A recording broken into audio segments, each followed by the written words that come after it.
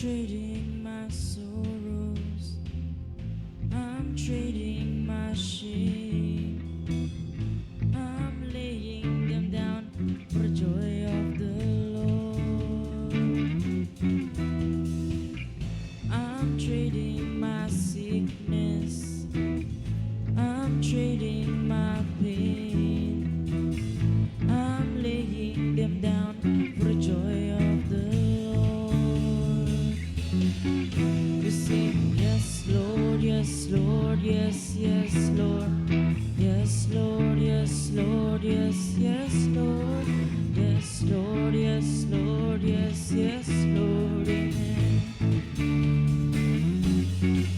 I'm crushed but not crushed, persecuted, not abandoned, struck down but not destroyed. I'm blessed beyond His curse, for His promise will endure.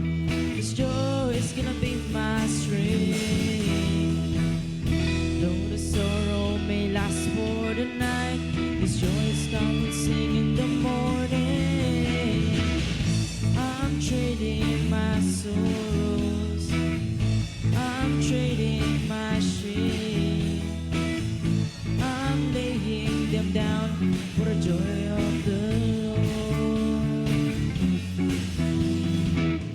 I'm trading my sickness.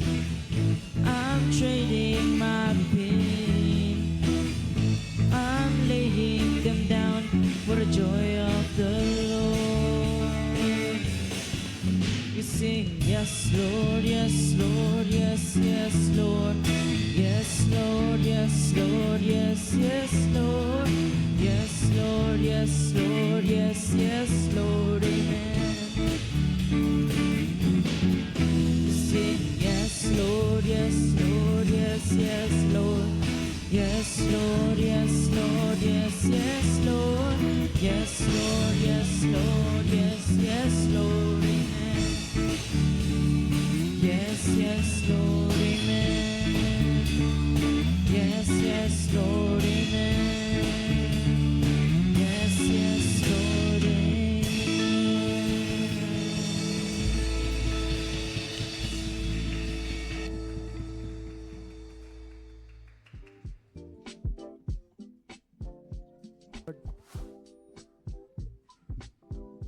Purihin po ang Diyos. Hallelujah.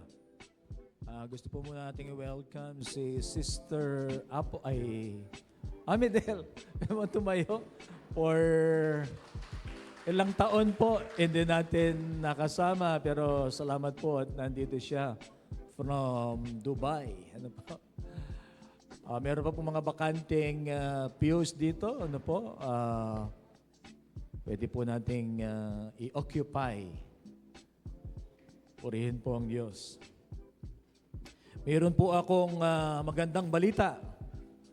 Nag-champion po ang ating representative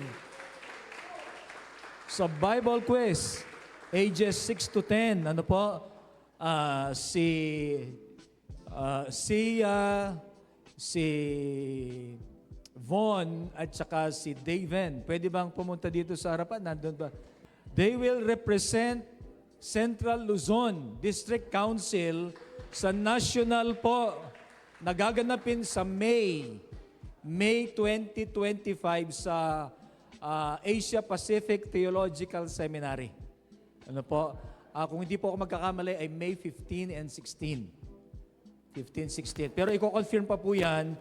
But we have, ang church po natin ay mayroong representative na i-represent po nila ang Central Luzon District Council. Palakpakan naman po natin ng Panginoon. Hallelujah.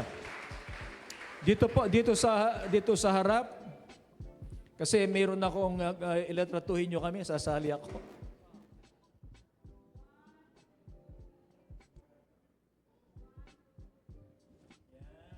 Palakpakan naman natin ng Panginoon. Sandali. Mayroong natuwa po sa kanila, nagbigay po ng mga cash.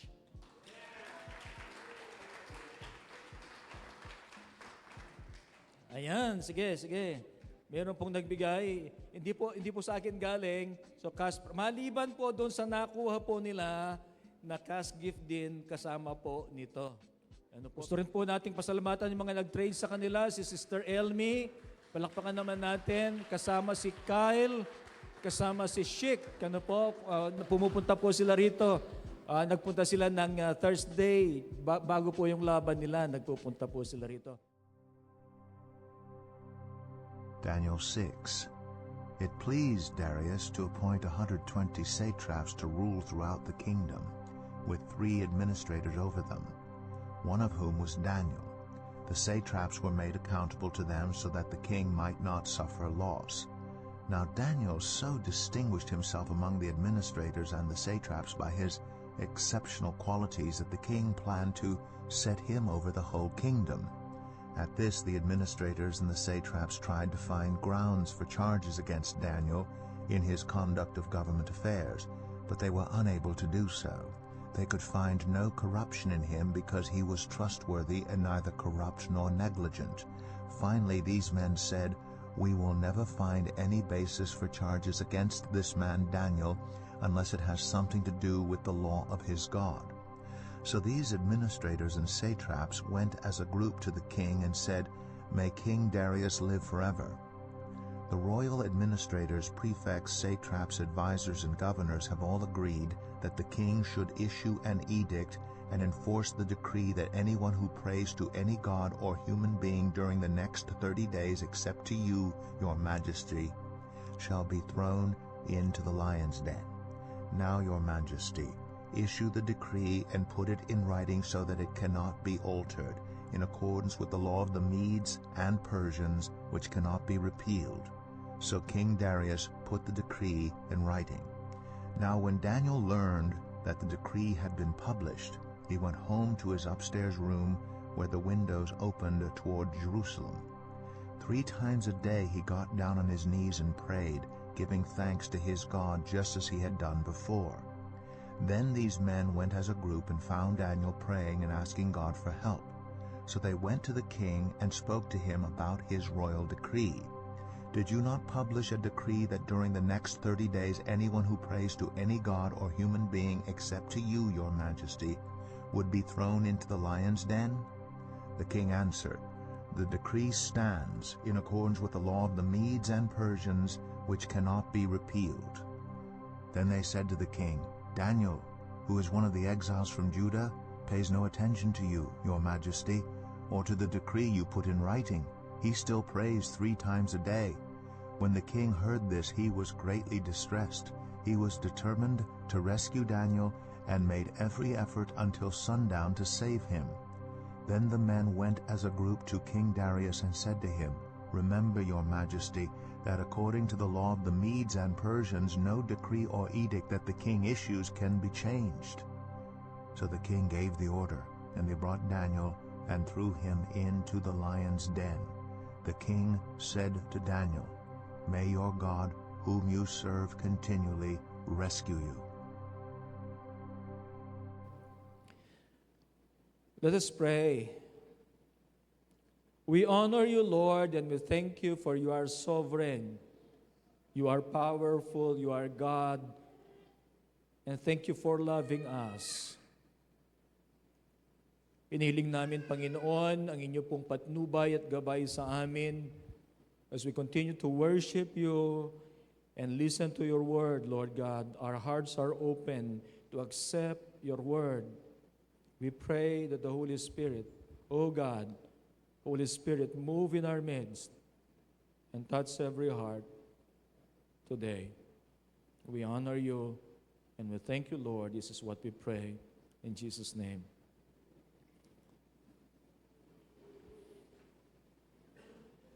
Ito po ay magbigay lang po ako ng konting context. Kung mapapansin po ninyo, ang hari po dito ay hindi na po si Nebuchadnezzar. Doon po sa chapter 1, makikita natin, at saka nung nanaginip po, mayroong nanaginip na hari, si Nebuchadnezzar po yon. Hindi po si Nebuchadnezzar ito. Maliwanag po ang salita ng Diyos na si Darius po ang hari dito. Ibang hari po. No? Kay Nebuchadnezzar. Natalo na po si Nebuchadnezzar dito. Pero tingnan po ninyo, nandito pa rin si Daniel. Usually lahat po, alisin lahat. Pero nandito pa rin si Daniel. Ano po? So, ito po ay yung kwento na si Daniel ay itinapon po sa mga leon. Na-test na po ba ang inyong pananampalataya dahil kay Jesus? Have you ever been tested because of your faith in Jesus Christ? Ano kaya po yun? Meron po kaya kayong maalala na na-test ang inyong faith because of Jesus? Sa eskwela kaya, sa trabaho kaya, sa community kaya, sa pamilya? O kaya have you faced a great crisis in your life? Recently or in the past na matagal na, have you faced a great crisis already? Ano po ang inyong response? Ang mga krisis po sa buhay, they are great opportunities to practice our faith and humility. Ang sabi po nila, ang krisis, they are dangerous opportunities. They are opportunities, but they are dangerous. Kung hindi tayo makapag-respond ng naaayon doon sa kagustuhan ng Panginoon. They are great opportunities to practice our faith. At dahil kung minsan they are beyond our capacity to endure or beyond our capacity na yan ay pagtagumpayan natin, it teaches us humility. Na tayo ay umaasa sa Diyos, na tayo ay tumatawag sa Diyos, Lord, tulungan mo po ako. Nasasambit natin yung pinakamaikling panalangin, Lord, help me. Ang mga crisis din po ay mga panahon na pwede nating hanapin ang mukha ng Diyos at hanapin din ang kanyang kalooban para sa ating mga buhay. Si Daniel po ay humarap sa krisis. At matindi ang krisis na ito sapagkat wala po siyang ginagawang masama. Ang alam niya, maglingkod sa Diyos, manalangin, gawin ang kanyang trabaho doon po sa kaharian. In fact, doon po sa Daniel chapter 1, makikita po natin yung naging training niya, na makikita natin yung naging resolve niya doon sa kanyang pananampalataya when Nebuchadnezzar was the king of Babylon. At alam natin yung mga qualifications na ginawa po doon na sila ay they were royal blood, makikisig, guwapo, matalino, hindi lang basta matalino, mabilis mag-isip. Na hindi lang basta mabilis mag-isip, mabilis at tama ang kanilang pag-iisip. And they were 10 times better than dun sa kanilang mga kasama. Blessing ng Diyos yon sa kanila. Sabi ko nga po sa inyo, hindi na po si Nebuchadnezzar dito, si Darius na at saka si Cyrus. Makikita natin doon sa chapter 6 verse 28 na ang nag-rule po dyan sa Medes and Persians ay si Darius at saka po si Cyrus. Wherein si Cyrus ay binanggit po ng bago pa dumating si Cyrus, ay binanggit na ng Biblia, ng salita ng Diyos, na darating si Cyrus, nakapangalan po yan, pinangalanan ng prophecy, na darating ililigtas ang Israel. So yan po si Daniel. At nung panahon po ni Darius, makikita natin sa verses 1 up to 3 ito. It pleased Darius, the king, to appoint 120 satraps to rule throughout the kingdom. Mga governor po ito, with 3 administrators over them, one of whom was Daniel. So mag-a-appoint po sila ng mga rulers, administrators sa bawat province. 120, baka 120 provinces yan. At mayroong 3 administrador doon. Kasali si Daniel. Ang problema dito sa mga kasama po niya, ang sabi ng verse 3, now Daniel was so distinguished himself among the administrators, he excelled again. Among the three, nag-excel po siya. Based on verse 3. Now Daniel so distinguished himself among the administrators and the satraps by his exceptional qualities. Magaling, ano? That the king planned to set him over the whole kingdom. Parang si Joseph doon sa Egypt. Na? Bakit? Binigay ng Diyos sa kanya yan eh. Ano po? Binigay yung kakayahan, yung katalinuhan, no? Yung discipline, no? At yung loyalty sa Diyos at saka yung hindi po siya corrupt. Ang galing, ano? Sana marami sa ating mga pinuno ay maging kagaya po ni Daniel. Ang problema, marami po ang naiinggit. Kasi sa verse 4, the administrators and the satraps tried to find grounds for charges against Daniel. Gusto po nilang hatakin pababa para sila yung tumaas at pagkatapos, ay siyempre, alisin po nila si Daniel doon sa kanilang.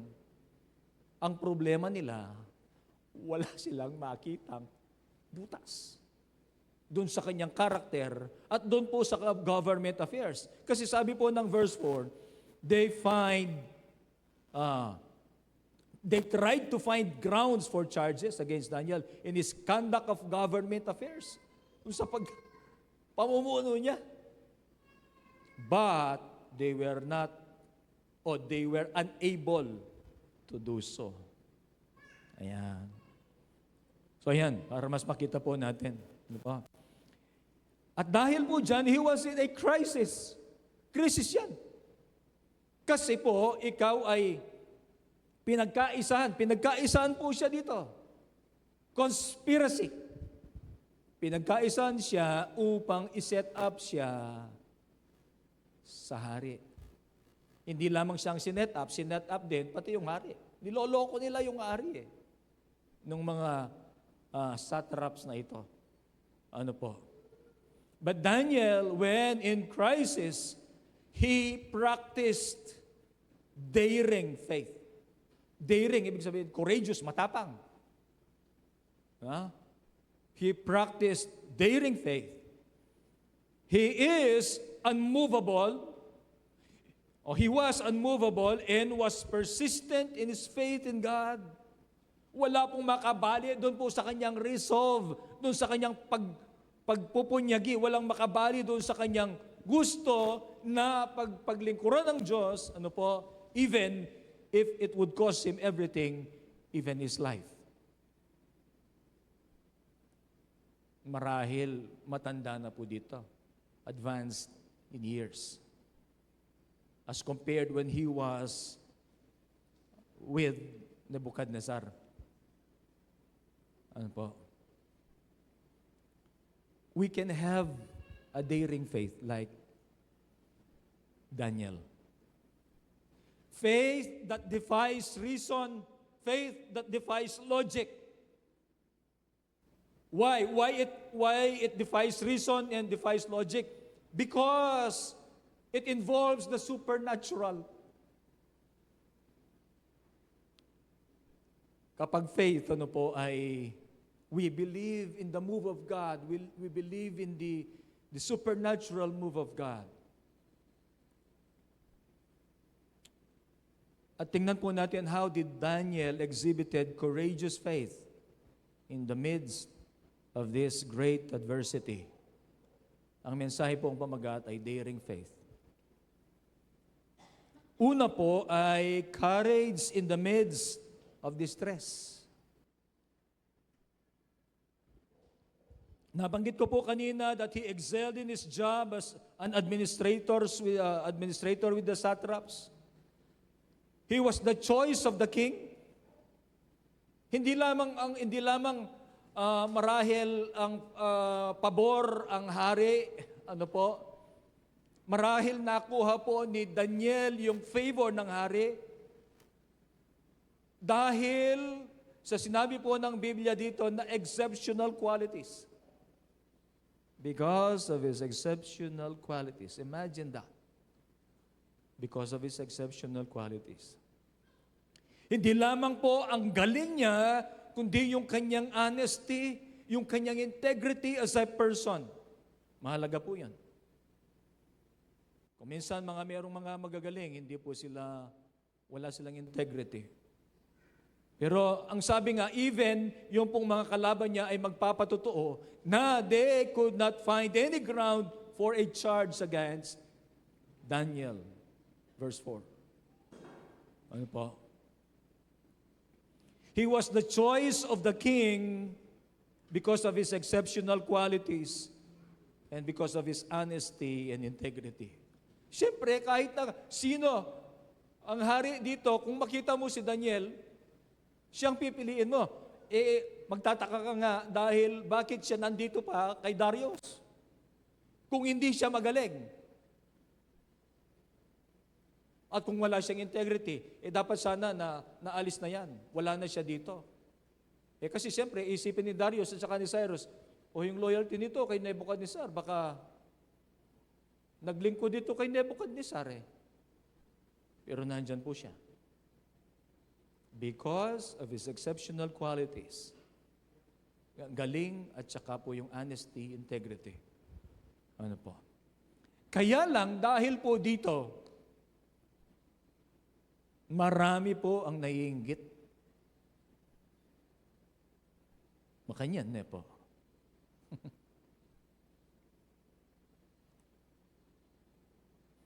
They were envious of him. At gusto po nila ang masira si Daniel.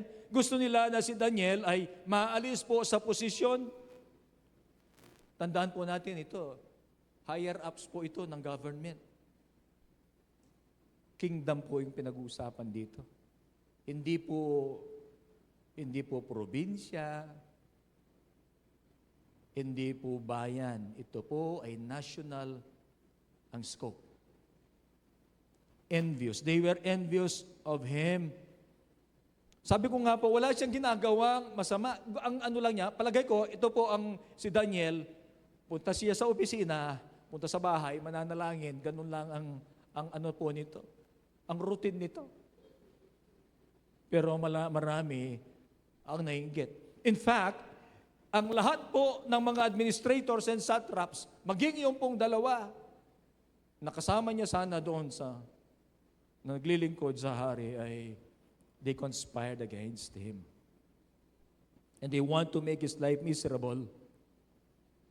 At ang mga taong ito, ano po, na nag-conspire and are envious of him, ano po, they set up evil plan against him. O minsan po, may mga tao that they are envious of others at dahil doon, they plan evil things against doon sa kanilang kinaiinggitan. Wala pong ganun dito. Amen. Amen po ba? And these people, they conspired against Daniel and even used the king para po iset up po si Daniel. Ako, iniisip ko, sinet up din nila yung hari Kasi doon sa istorya po, doon sa kahuli-hulihan, napikon yung hari sa kanila. Nalaman ng hari na sinet up lang sila. At ang mga kalaban po niya, ano po,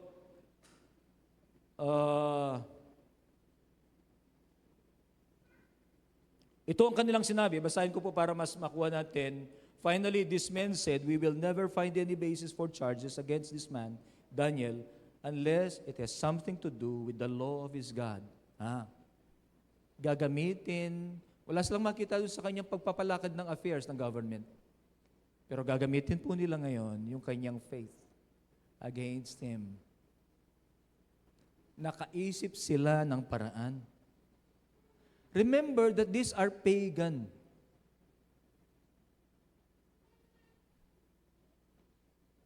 These are pagan. At ang sabi nila, ganito, ginisip nila ito. Ano? Ang ginawa po nila ay nag-propose sila. Basahin mo, parang mag-proposal yan eh. Nag-propose sila po sa hari na ganito, na for 30 days, wala pong mananalangin, kanino pa mang God or human being, maliban po sa inyo. Kung ikaw si Darius, and you are a pagan, siguro, ang inisip siguro na, maganda yung idea na yan. Para kay Darius, tinanggap niya eh. Biruin mo yon. Parang ano yan eh, kumbaga, dun sa mga mindset ng mga, ruler, pagan ruler, control niya lahat ng tao. O, biruin mo man na, isip niya, Diyos siya. Tinanggap niya ang proposal ng mga satraps, magistrates, at ng mga administrators. Ito ang kanilang sinabi. Magkakaisa sila. Kaya conspiracy po ito eh. Verse 7, the royal administrators, prefects, satraps, advisors, and governors have all agreed that the king should issue an edict and enforce the decree that anyone who prays to any god or human being during the next 30 days, except to you, your majesty, shall be thrown into the lion's den. Imagine yung control niya ni Darius dito.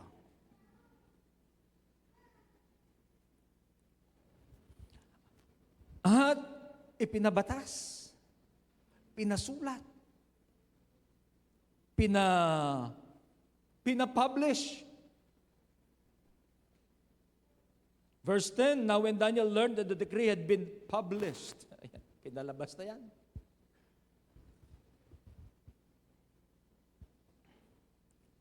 Hindi na po pwedeng i-repeal. Hindi na po pwedeng baguhin yan. Ano po? So, makikita natin na naging matagumpay po ang kanilang conspiracy against Daniel at ginamit po nila ang kanyang pananampalataya sa Diyos dahil alam nila hindi yan mananalangin, hindi siya nihinto ng pananalangin. Ano po? And his enemies convinced the king to make a decree that cannot be repealed for 1 month na wala pong magpipray to any god or human except for Darius. It was a trap. Kung Kristiyano ka po, will you be guilty of this?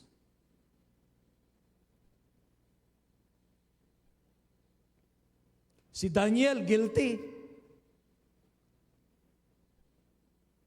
Pag sinabi, mayroong batas, walang mananalangin, dapat guilty tayo dyan. Hindi yung, tatawag niya, Brother Rupeng, may nalangin ka. Eh, tsada ka karengle yun, ba't siya sinabi mong uwa?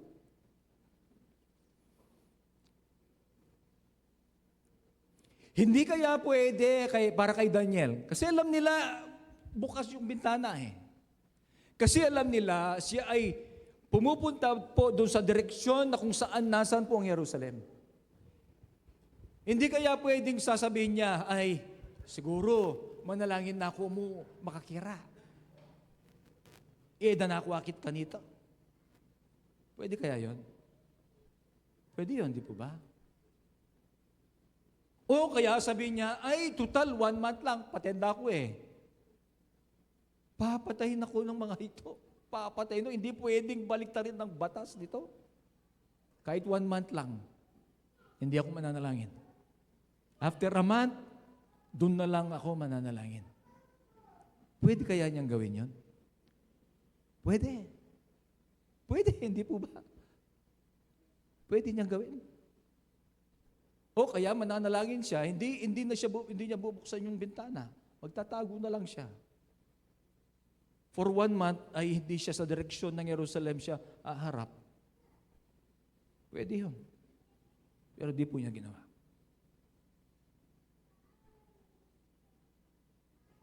Ang ginawa po niya, verse 10 ay nakaka-inspire. Sabi niya, when Daniel learned that the decree had been published, he went home to his upstairs room where the windows opened toward Jerusalem. 3 times a day, he got down on his knees and prayed, giving thanks to his God, just as he had done before. Man po menuman. Hindi man natakot. Hindi ba siya alam niya papatayin siya. Alam niya na ipapakain po siya sa mga leon. Alam niya yon. Alam niya ang batas. Siya dapat ang mas nakakaalam nito na hindi pwedeng i-repeal yan. Hindi siya pwedeng tulungan ng hari. Alam niya yan. Sa tagal-tagal niya sa gobyerno, Nebuchadnezzar, tapos si Darius. Alam niya yan. Pero hindi po niya itataya ang kanyang pananampalataya. Nandun po yung courage. Daniel was unfazed. When he learned about this, he went to his usual way of praying to God. Hindi niya pinalitan yung style po niya. Yun pa rin. Ano po? At hindi po yan nagpatumpik-tumpik. Hindi na siya nag-isip patungkol sa kanyang pananampalataya. Ano po? Alam niya kung ano ang gagawin niya. Alam po ninyo, balikan natin yung chapter 1. Parati po, yung word na resolve. Decided na sa kanya kung anong gagawin po niya. Patungkol sa kanyang pananampalataya. Na hindi po niya ipagpapalit ang kanyang pananampalataya. Kahit buhay niyang nakataya. Nataya na po ba ang buhay ninyo? Dahil sa inyong pananampalataya? Hindi pa siguro. Ako rin, hindi pa.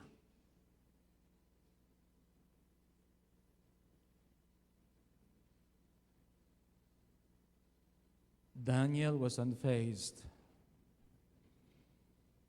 He went to his usual way of praying to God. He feared God more than the edict of the king. He feared God more than the conspiracy of his enemies. His heart is pure before God. Makikita natin yung kanyang courage dahil alam niya na ang kanyang ginagawa ay para sa Diyos. Amen. He feared God more than the edict of the king or the conspiracy of those envious of him.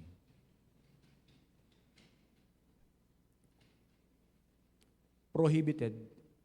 Prohibited po na i-practice niya ang kanyang faith for a month. Pero hindi po niya pinayagan yon. Hindi niya pinayagan, na hindi siya makapanalangin sa Diyos doon sa kanyang kaparaanan. Alam niya na kung gagawin niya, na ibahin yung kanyang practice. Alam niya, yan ay betrayal doon sa kanyang faith. Betrayal sa kanyang God. He pursued yung kanyang faith. He pursued what he was doing because he knows his God. Amen. And he knows that this is the right thing to do. At committed po siya doon na gawin niya ang pananalangin sa Diyos. Hindi po siya takot na mawalan po ng posisyon. Hindi po siya takot na mawalan ng kanyang buhay. When we fear God, we have the courage to face adversities in life. We have the courage to face even death. when we fear God. Amen. Courage in the midst of distress. Obedience in the midst of danger. Makita rin po natin, same verse. Ano po? Nandun po yung kanyang pagsunod sa Diyos. Committed siya sa Diyos. At susunod siya sa Diyos. Kahit na anong mangyari. Ano po? At makikita po natin sa Biblia mga verses, magko-quote po ako ng mga verses na makikita natin that the Lord gives importance to obedience. Ang sabi po ng John 14:15, if you love me, obey my commands. Obedience to God. And even the Lord, through Paul sa Ephesians chapter 6 verse 5, obey your earthly masters. Obedience. Mahalaga po sa Panginoon ang obedience. Ang obedience, marahil kung minsan yung pong mga nababanggit ko ay nabanggit ko na doon sa mga naunang mga pangangaral. But obedience is not only when it is easy and the circumstances are good and in our favor.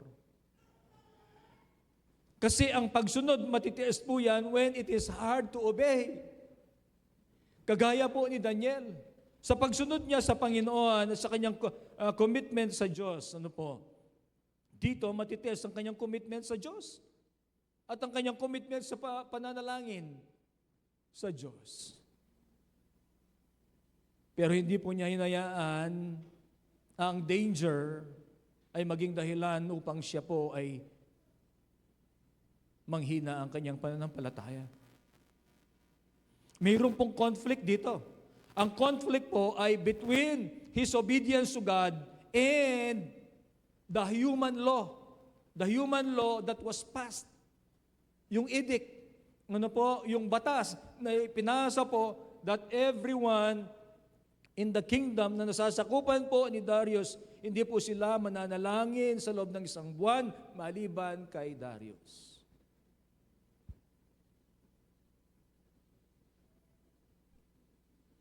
Conflict between his obedience to God and the law that was passed. And we know na ang kanya pong buhay ay nakataya. But we know the story. Daniel chose to risk his life. Hallelujah. He chose to risk his life. He chose to risk yun pong kanyang position in government. But does it matter to him? Does it matter yung posisyon sa gobyerno na siya yung pinakamataas maliban kay Darius, of course? Does it matter yung buhay niya para sa kanya? Kung ang nakataya po ay ang kanyang pananampalataya. Makikita natin na makikita mo rito ang concern niya, ang Diyos. Ang concern niya, sumunod siya sa Diyos. Bigat ito. Alam lang natin ang istorya. Pero talagang ito po, matindi ito. His life was at stake, but he chose to risk his life rather than disobey God. Ayaw po niyang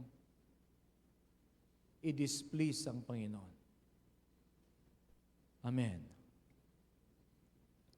At alam po ninyo, masaya, kumbaga, hindi naman masaya, he gladly, or buo sa puso niya. Siguro palitan ko yung gladly. Buo sa puso niya na tanggapin ang kanyang faith. Ang kanyang, ano po yung faith? Kapalaran. Ang kanyang kapalaran. Buong puso niyang tatanggapin ang kanyang kapalaran, sundin niya ang Panginoon. At kung ito ay magdadala doon po sa kanyang, siya ay papakain sa mga leon, buong puso niyang tatanggapin ito. rather than disobey his God. Amen. Amen. Kapag ang obedience po natin sa Diyos ay natitest, we must firmly resolve in our hearts to follow God. Amen. Ngayon pa lang, wala pa ang danger, wala pa ang mga pagsubok sa buhay, wala pa yung mga mahirap na kakaharapin po natin sa buhay. Wala pa. Magdesisyon na po tayo ngayon na hindi tayo tatalikod sa Diyos, na tayo ay susunod sa Kanya. We must have that firm resolve to follow God. Amen. Even in the midst of danger, even in the midst of difficult situations. Hindi po natin sinasakripisyo ang pagsunod natin sa Diyos for the sake of saving our skin for our comfort. Amen. Malapit na po ang Pasko. Merry Christmas. Ay, salamat po sa mga nag-design ng mga ito. Bakit ko po sinasabi ang Pasko? Gawin nating halimbawa po si Mary. Mary, mother of Jesus, the husband of Joseph. Sinabi po ng anghel sa kanya, nanalangin siya, dumating ang anghel.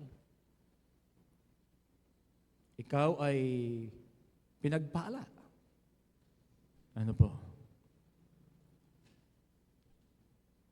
I think it's in Luke 3.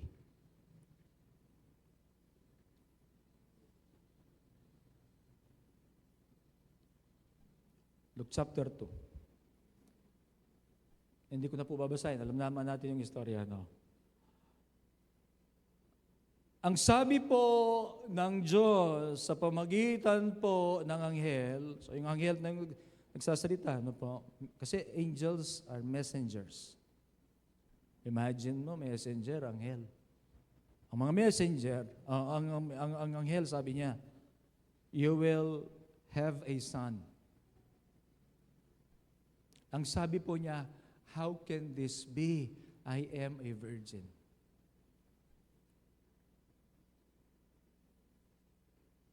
Pinag-uusapan po natin obedience. Doon po sa isip niya, sabi niya, how can this be?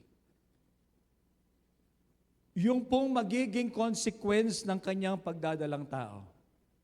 Hindi kaya nakataya po ang kanyang puri dyan? Sa community po natin. Halimbawa, mayroong dalaga, tapos nabuntis.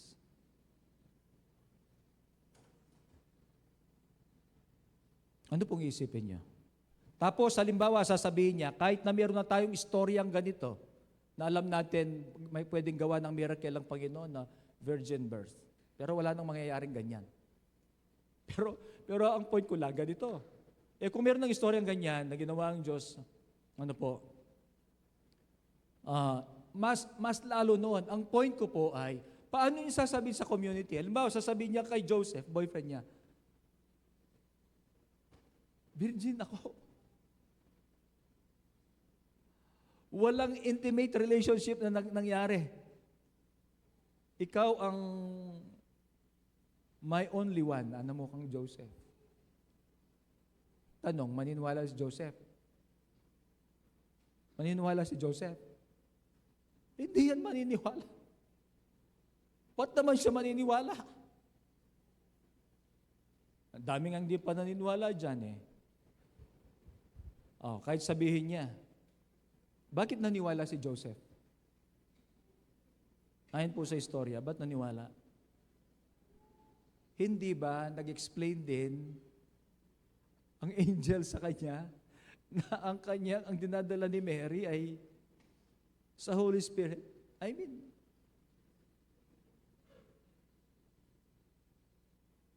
Imagine po yung haharapin na panlalait. Imagine po yung pwede niyang harapin doon po sa mga tao. But she chose to say this. Ang sabi po niya, "Be it unto me according to your word." Lord, parang sinasabi niya, gawin mo po kung ano ang gusto mo gawin sa aking buhay. Use me as your servant. Obedience. Madali ba ang kanyang obedience? Ay, hindi po madali.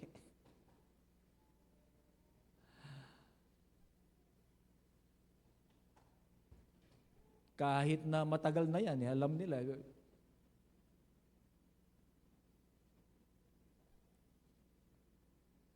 Kung sinabi, halimbawa po, yung kanyang mga kapatid,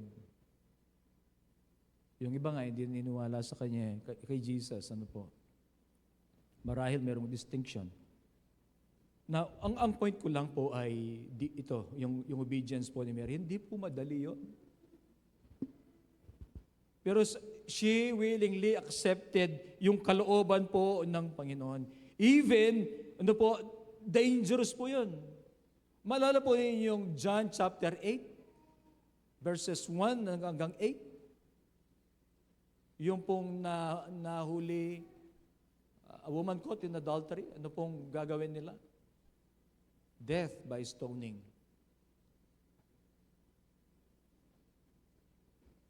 But Mary chose to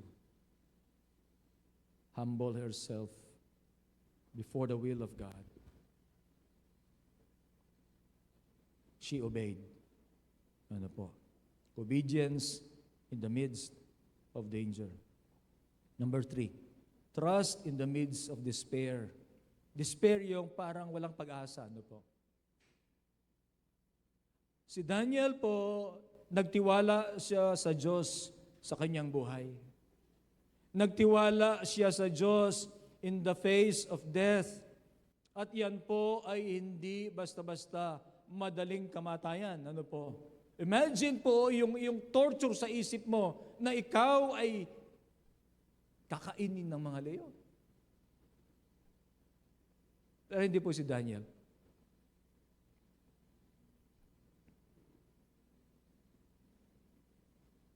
Ako po'y naniniwala ng mga anak ng Diyos, they are at peace.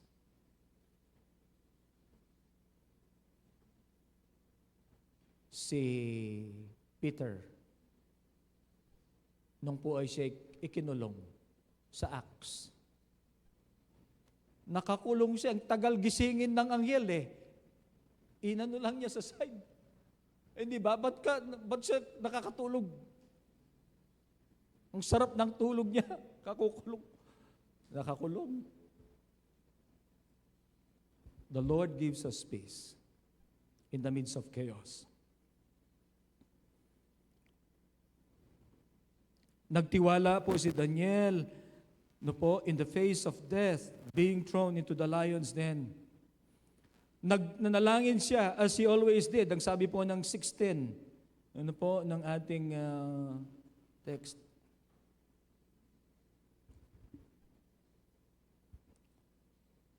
Yung pong kanyang ginawa, he prayed as he always did. It shows his great faith in the great God. Alam ba niya ang consequences ng kanyang pananalangin na nakabukas ang bintana doon po sa Jerusalem? Alam niya. Natsyempuhan lamang po ba siya? Hindi, talagang gagawin po niya 3 times a day. At alam din ng kanyang mga nag-set up sa kanya na gagawin niya yon. Imagine the integrity of this man. Hindi niya itataya ang kanyang pananampalataya. Hindi niya nahahayaan na masira ang relasyon niya sa Diyos. Maging yung mga kaaway niya, alam. Alam po ni Daniel ang mga consequences ng pananalangin niya sa Diyos dito sa mahirap na na ito. But he also knows to whom he entrusted his life. Alam niya yung consequences. Pero kilala niya, alam niya kung kanino niya pinagtiwala ang kanyang buhay. Kagaya po ng sinasabi ni Paul kay Timothy, I know whom I have believed, and am convinced that He is able to guard what I have entrusted to Him on that day. I know whom I have believed. Tayo po. Sana ganun yung pagkakilala natin kay Jesus. I know, with Paul, masasabi na, I know whom I have believed. Kagaya po ni Daniel sa kanyang pagtitiwala. O tama, alam niya ang magiging consequences niya doon sa kanyang tamang ginagawa. Na kahit tama ito ay mayroong magiging consequences dahil mayroong edict na bawal na manalangin. Pero nagpapatuloy siya na manalangin. Alam niya ang magiging consequence po nun. But more than that, he knows his God. Amen. Ang kanyang mga kalaban na marahil naisip nila, nung sa gabi na yon ay nagse-celebrate po sila. Nagtagumpay ang conspiracy natin. Mag-celebrate na po siguro. Wala po sa Biblia, pero iniisip ko lang. Ang hari naman, hindi makatulog. Nag-isip-isip siya. Maisip niya, sinet up ako ng mga ito. Bakit po? Mulalaya, maging hari po. Hindi niya matapang at saka nung niya matalino.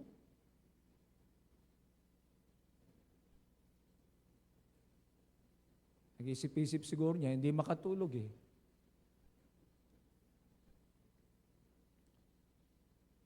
Saan po ba nakano yun? Gusto ko rin pong bigyan ng nung sila ay ilang beses nilang pinaalala sa hari, the decree stands, sabi po ng hari. Pagkatapos, they said to the king, Daniel, who is one of the exiles from Judah, talagang dinidiin po nila ito. Si Daniel. Parang siguro sinasabi nila, bakit siya kasama dito? Exile siya eh. Immigrant.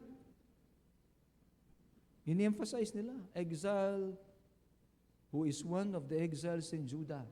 Tapos, tingnan ninyo yung mga pays no attention to you, your majesty.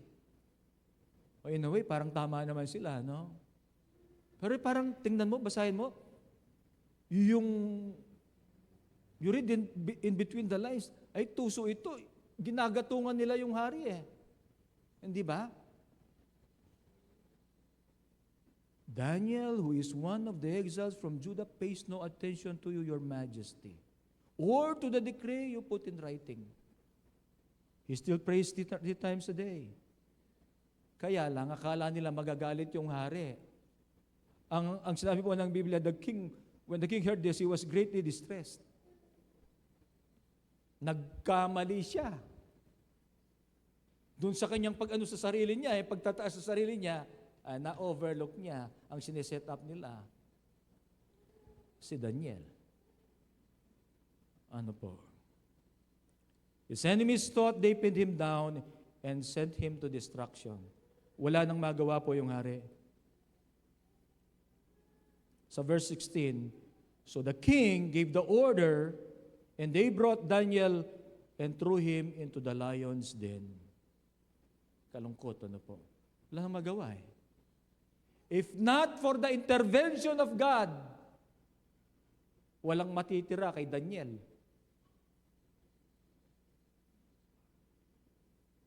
The king said to Daniel, may your God, whom you serve continually, rescue you. Habang yung hari nalulungkot, ano po? Kasi sabi ng verse 18,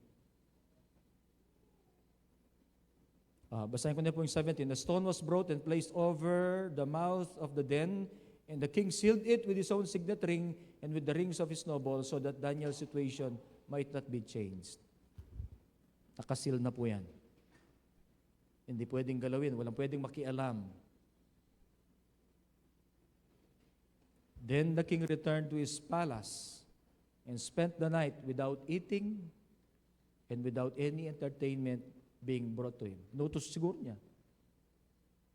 Paborin niyo ko Kenny, walang music, walang walang pagkain. And he could not sleep.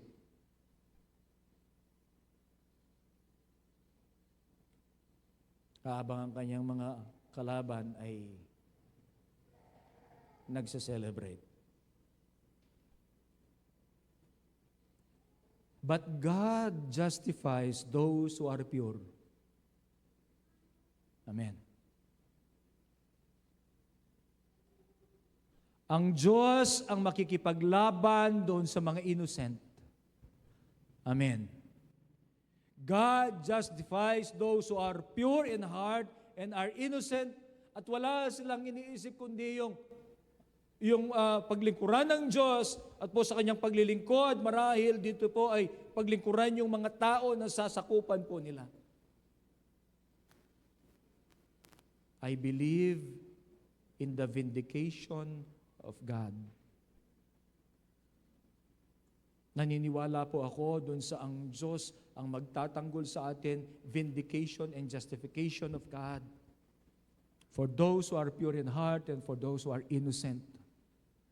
Makakagawa ng mga set-up, makakagawa ng mga sitwasyon na hindi totoo ang mga tao. Pwede.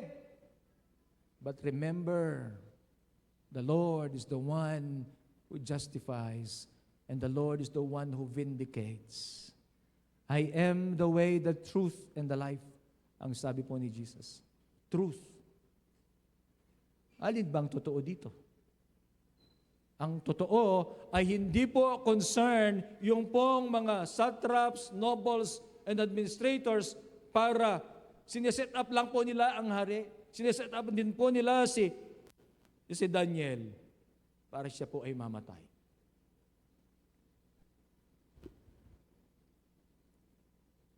God justifies, vindicates the innocent and the pure in heart. Amen. I believe that. At ganito po ang istorya. Bakit? Yung conspiracy to set him up against the king, but the king eventually knew. Dahil sa pangyayari. Kasi nung buksan po nung kinaumagahan, sabi po ng Bible, at the first light of dawn, kaya pong Kapampangan na ng mispaking masala, harap po, kaya Kapampangan, suya baita. At the first light of dawn, ang hari po ay tumayo, pumunta po sa lion's den, and when he came near the den, he called to Daniel in an anguished voice. Siyempre, in-expect niya, wala na yan. Patay na, ubos. Daniel, servant of the living God, has your God, whom you serve continually, been able to rescue you from the lions? In-expect kaya niyang magsasalita si Daniel? Palagay ko hindi. At pagkatapos, siya po ay sumagot. Ang sabi po ay, may the king live forever.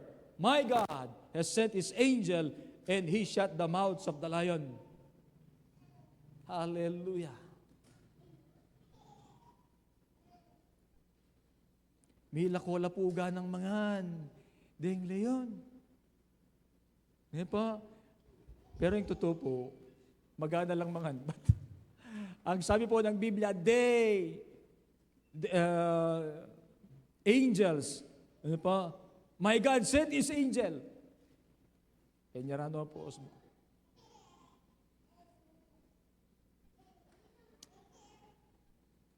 Nothing is impossible with God. Ano po? Ang pagtitiwala po sa Diyos ni Daniel, it resulted in a miraculous rescue. Hallelujah. Hindi po inubos ng mga O hindi man inano, ano po, sabi, and when Daniel was lifted from the den, no wound was found on him, kahit po gas-gas. Ano po? Because he trusted in his God. Yan, yun po yung, dyan po nakuha yung point natin, trust in the midst of despair. He was saved in the lion's den. At ang maganda po dito, the king believed in the God whom Daniel serves. At ano po, yung mga nag-set up po sa kanila ay sila naman yung pinalit. And the king, ipinalit doon po sa lions den. Ano po? So verse 25, then King Darius wrote to all the nations and peoples of every language in all the earth. Now, naisip ko lang po ngayon, nagbaliktad po ang sitwasyon. Nung nag-set up kay Daniel at kay Daniel, sila ngayon yung napunta doon sa lions den, si Daniel yung nandun sa. Pwedeng magpalit. Anong pipiliin natin? Siyempre doon tayo doon sa lugar dapat ni Daniel, pure in heart and innocent. Ano po?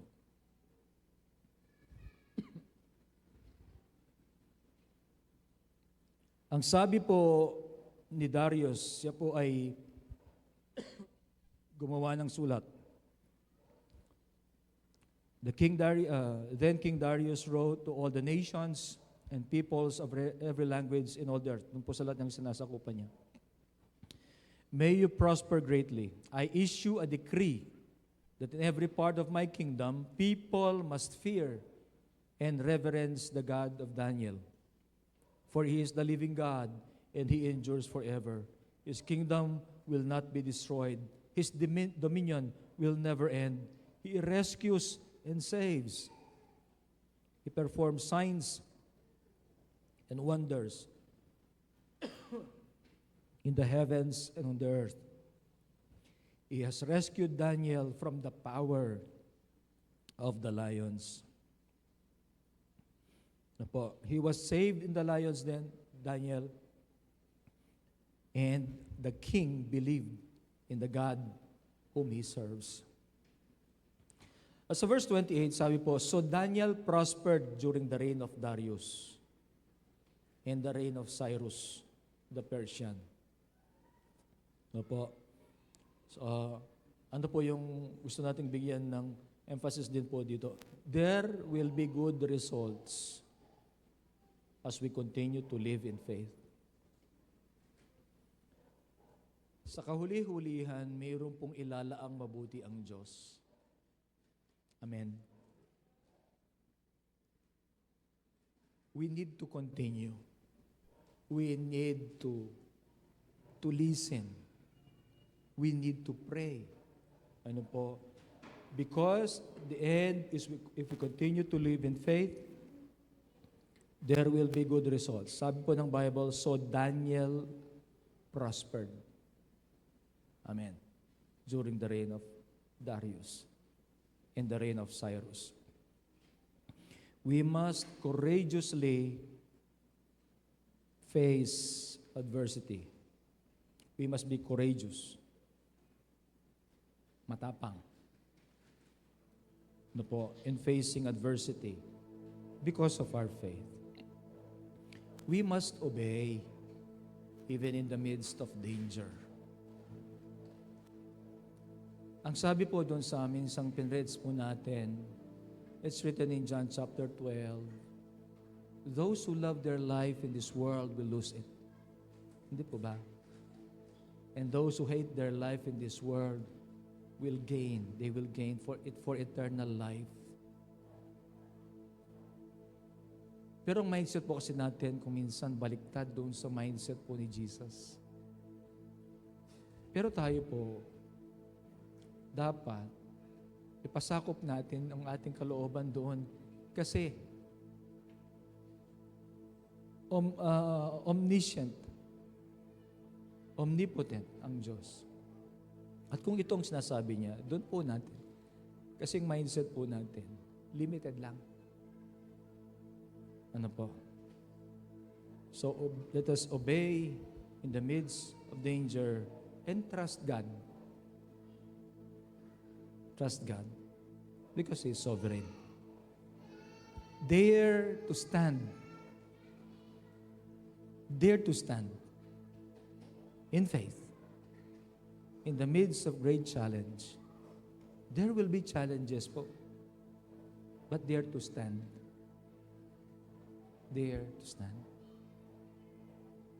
Because in the end, mayroong inilalaang mabuti ang Diyos. Ano po?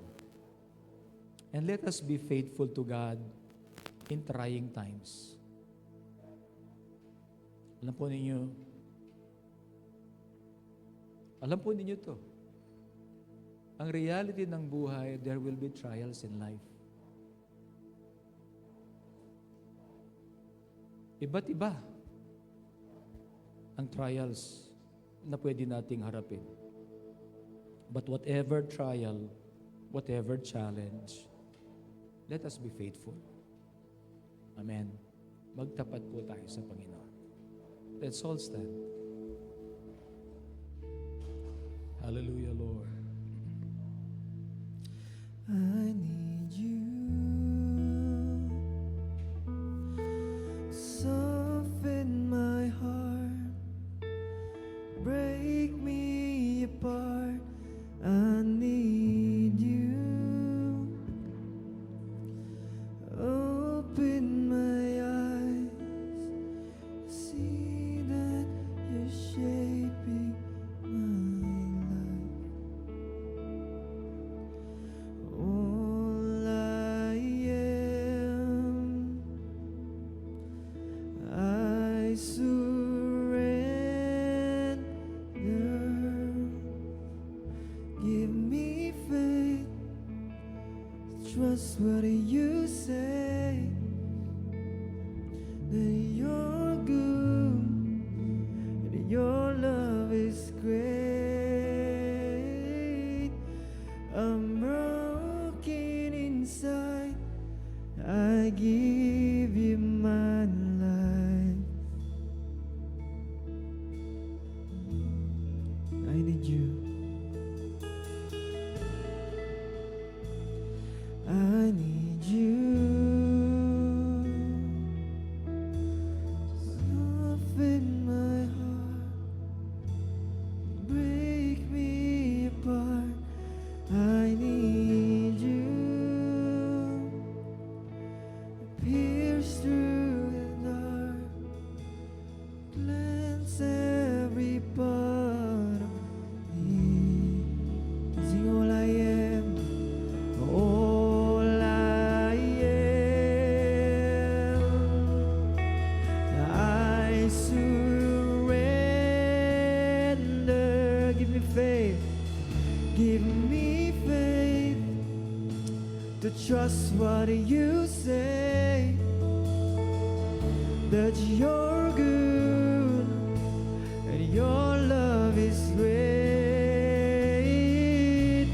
I'm broken inside, I give you my life. Oh, give me faith to trust what you say, that you're good, and your love is great. I'm broken inside, I give you my life.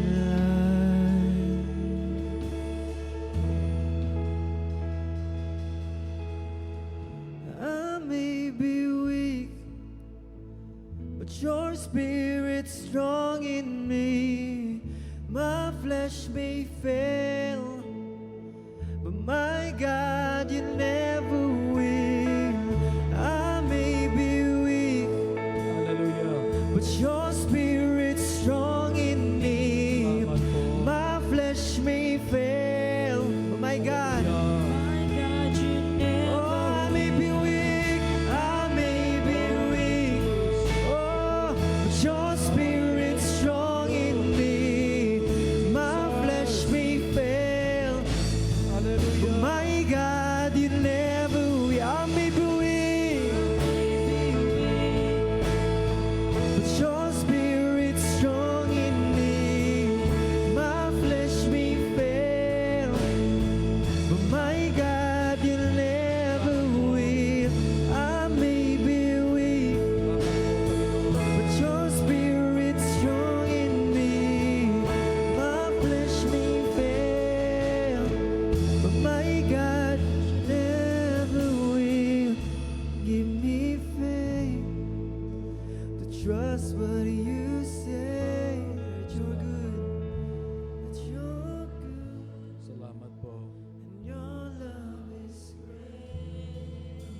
inside, I'm broken inside. I give you my life. Oh, trust in the Lord. Give me faith to trust what you say. But you're good and your love is great. I'm broken inside. I give you my life.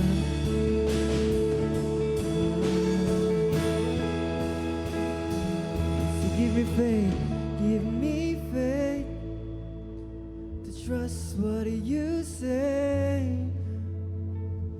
That you're good and your love is great. Broken inside, I'm broken inside. I give you my life. Hallelujah. Salamat po sa buhay ng iyong lingkod, Panginoon, sa Daniel. Nagbigay ng halimbawa ng courage in the midst of distress, obedience in the danger, and trust in the midst of despair.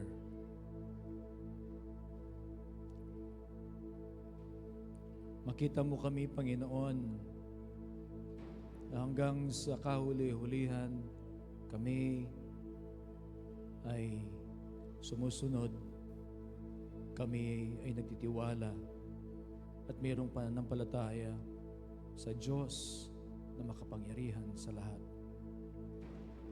Patuloy na ihanda mo ang aming puso, Panginoon. Itama ang aming mga puso. Nihiling namin, O Diyos, ang iyong patuloy na pagsama sa amin, patnubay. We pray, O God, na ikaw ang mag-inspire sa amin upang patuloy na ilagay namin ang aming buhay sa iyong makapangyarihang kamay. Ilagay ang aming pananampalataya at pagtitiwala sa iyo. Salamat po. Ang mensaheng ito ay maitanim sa puso ng iyong mga anak at ito ay may apply sa bawat buhay namin, Panginoon. Salamat po.